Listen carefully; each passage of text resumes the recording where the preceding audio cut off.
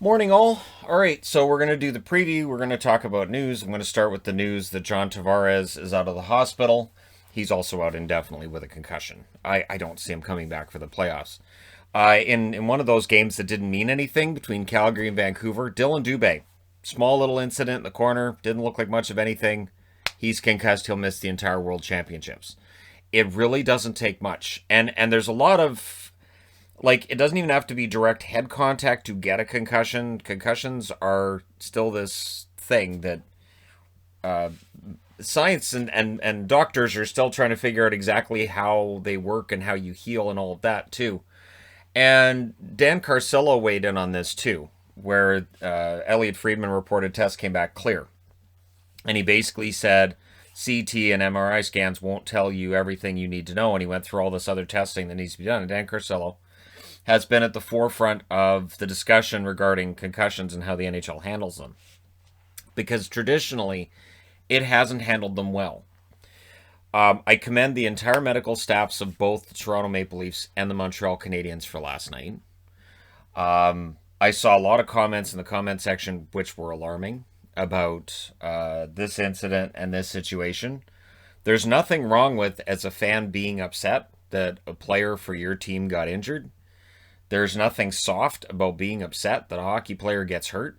You know, I know it's taken me out of games where I see a member of the Canucks or a member of the Bruins get absolutely destroyed, and it's one of those things that it can just pull you right out of the game. I remember when Mark Savard got hurt, and the rest of that game, I just, yeah, you're out of it, and all you're thinking is, I hope he's okay.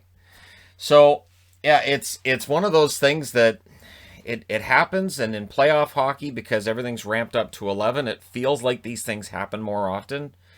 But in this case, it was totally accidental. So there wasn't any intent in this. And, I hope that Tavares can come back and play. But I don't think it happens in this series. I really don't. And so the concern at this point with John Tavares is his long-term health. And that really is the long-term care of any hockey player, is their long-term health. You don't want to see somebody coming back and playing saying, well, I've just got a headache, when it's a concussion. And that's the way it was treated years and years ago. Concussions weren't considered a real injury. It was, oh, well, you'll be fine. Just be careful, but yeah, he's still going to play. So hockey's changed. It's really, really changed. And it used to be that you see a guy get knocked down and be all kind of wobbly, and then he'd go over to the bench, and he'd sit on the bench, and he'd be kind of wobbly on the bench, and he might be back out for another shift. And then you'd hear, oh yeah, he was throwing up in between periods, so they've decided to pull him out of the rest of the game as a precaution. But he'd played half a period of hockey with a concussion. So yeah, all the best to Tavares, and obviously to the Toronto Maple Leafs as well, because that's a major blow to them.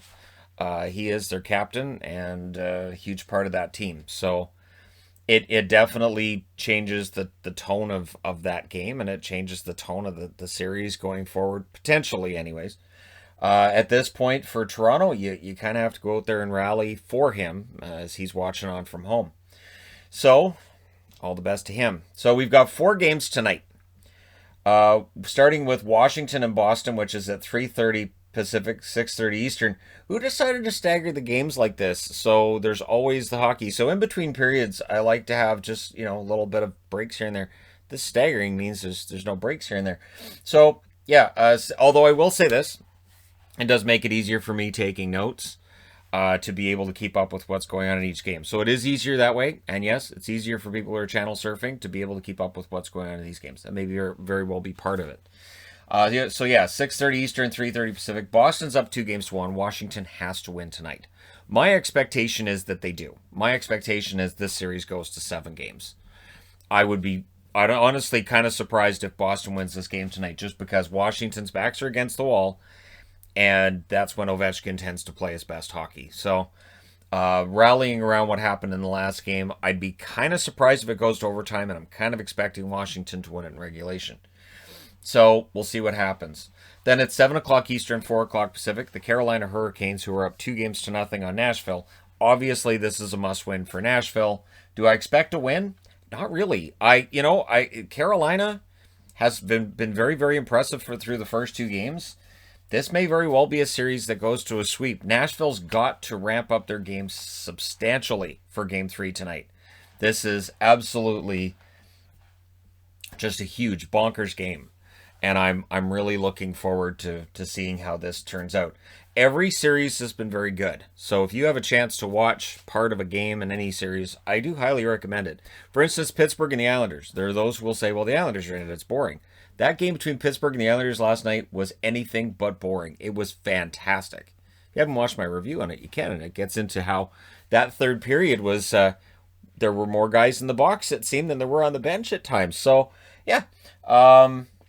We'll see how things turn out between Carolina and Nashville tonight and whether or not we see some of that with them. I would not be entirely surprised. Then at 9 Eastern, 6 o'clock Pacific, Winnipeg up 1-0, and the Oilers, I think, should be able to answer that. Shutting out McDavid in back-to-back games is darn near impossible.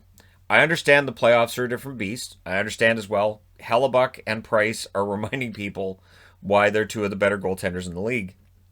But it's very, very early in the playoffs to be doing victory laps. I've seen victory laps in the comment section already of the game ones, and I'm thinking, man, this could age really, really badly. Just like the Leafs in 4, they're going to destroy the Habs. I don't know why the Habs are showing up. It's aged poorly. So, yeah, until the series is over, it's not won. Something I learned back in 2010 when Boston's up 3-0 on Philly, and I was like, man, all right, cool. And then 4 games later, what happened? They were up 3-0. What happened? How did Philly get it together? They don't even have a goaltender. How did they? So, watch those victory laps. 9 o'clock Eastern, 6 Pacific on that one. And then a half an hour after that at 6:30 Pacific, 9:30 Eastern, Colorado up 2-0 on St. Louis. We will find out this afternoon how long Kadri's going to be out. It's an in-person hearing, which means it'll be over Zoom this afternoon, and it's probably going to be lengthy. If it was only one game, it wouldn't be an in-person interview. So it's more than that. And they would have just had it yesterday if it was something small. I think they're taking their time with this. Obviously, they have to let them know before the game whether or not he can play. But, I'm expecting an extensive suspension for Kadri today. I'm thinking probably the rest of the series. They may try to get creative and just, okay, he's out for the rest of this series. But it's not a suspension they haven't given out before. When I did the hockey history videos, there were times where an incident would happen in a game and you're suspended only in games against that team, which I thought, that's really unique.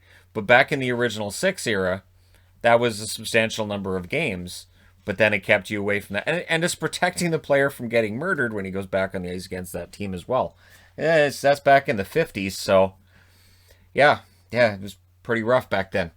I laughed today, and I'm grateful. So all I've read for weeks, for months now, is how the Vancouver Canucks have they've done Travis Green wrong, and this has gone bad, and there's no way Travis Green will return. And there's just the disrespect from this franchise, and this is the worst it's ever been. Nobody wants to be here. All the players want out. Everybody wants out. Nobody wants to play for Vancouver. And Travis Green is so happy he can see the door and he can't wait to get through it and he can't wait to run away. And this organization's in tatters. They won't be able to find a coach. Who would want to play for this organization? Who would want to coach it? Travis Green has signed a multi-year extension.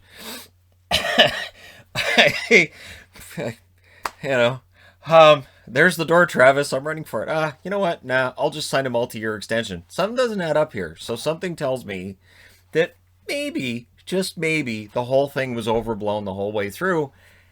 And that's why I haven't been reporting on it, as some others may, in terms of the disrespect. And there won't be a problem finding players to play for the Canucks, dear Lord. But this is the thing, and this is something I explained too. People get mad about the Benning contracts. I do myself, but it may take more money for him to attract a guy to come to Vancouver than it does for them to go to Toronto, because they grew up cheering for Toronto. Maybe it takes more money than it does for Colorado, because Colorado is a contender for a Stanley Cup. You're in that spot where you can't promise them a Stanley Cup, so you're probably going to have to promise them more money. It's weird. But yeah, so Travis Green signs an extension. And now word has it that they're talking to the rest of the coaching staff and figuring out who's going to stick around. So there's a good chance that Ian Clark, for all of the discussions, all the panic, probably sticks around as the goalie coach. So the whole thing may very well be a nothing to see here situation. And I admit, I got a good chuckle when I saw that today. I was like, wow, Green re-signed. But the organization hates him, and he hates the organization, and everything's on fire in Vancouver. So why in the world would he want to stay? Because it's not accurate. Gotta love the Canucks and the fans and the media and all this, and that great relationship. And it goes back decades. I liked it too when I heard, Tony Gallagher said this is the darkest it's ever been for the Canucks. Yeah, I was reading articles from him back in the 80s about everything too. So, yeah, all right, cool, fine. It's always darkest before it gets darker. Okay, Minnesota. Dean Evison has decided to take that whole upper body, lower body injury thing and just Creed it. So he doesn't just look like Creed. Apparently he talks like Creed too. Yeah, Johansson has a broken arm after last night's game. So it didn't look like a broken arm. And again, this is one of those things where you see the injury happen and you go, oh, I hope he's okay. And or you go, wow, that looked terrible. But we don't know until after how long somebody's going to be out. So Johansson being out is a huge problem for Minnesota. A team that really relies on that four-line attack, and they've got this very balanced, very solid roster going, through the whole season. And losing Johansson hurts. It allows somebody else to move up the lineup. I'd like to see them give extra ice time to Sturm. Nico Sturm has been fantastic in a limited role, so maybe Evanson's protecting him on some level, and maybe there's some weakness there that if he had more ice time would come out. But anyways, we'll see what Minnesota does. But yeah, it's a broken arm. It's nice to be able to report what the actual injury is when it's not just, the concussions we get because it's obviously a concussion. But yeah, broken arm. And even then with concussions, we don't always know. They don't always tell. So yeah, Johansson's out. It's going to be a while. Rick Tocchet and Bruce Boudreau are in the running for the head coaching job in Buffalo. Tocchet's been busy. Tocchet interviewing for the Rangers, for Seattle, as well as for Buffalo. So, and I guess the question is, if you had an option between Rangers, Seattle, and Buffalo, where would you want to go? I would start with, I would probably pick Rangers, because the Rangers are this young up-and-coming team that looks like, with the right coach, they might be in the playoffs next year. I'd probably take Seattle second, because it's fun to mold a team from scratch and to be a part of that. And then Buffalo third. The challenge with Buffalo is to build this up after a decade of them being down. So, Tocchet would be an interesting pick. Because keep in mind, too, that there seems to be a disconnect with some of the players and the organization. So you need to bring in a coach who has experience. They really can't go in a direction to a coach that doesn't have experience. So your options are to get an experienced coach like Boudreau, Tocchet, or keep Don Granato. Those, to me, are the only two options I can see for Buffalo, which means they'll go in another direction altogether. Maybe they'll bring in La Russa. So, anyways... But we'll see. I don't think baseball managers. I don't think he wants to manage the White Sox and the Sabres. But who knows? Maybe they'll work something. Maybe somebody from the Buffalo Bills coaching staff isn't busy, and he can come over and take a shot at the Sabres, and maybe some of that Buffalo Bills magic can be passed on to the Sabres. Just good a job as any, I guess. It's good a guess as any. Sometimes with how things go with Buffalo, but we'll see. So let me know what you guys think in the comment section below, as always. Don't forget to hit like and subscribe if you're browsing your way through. You just happened upon this video. Thank you guys so much for watching, for all your support. I will talk to you again soon.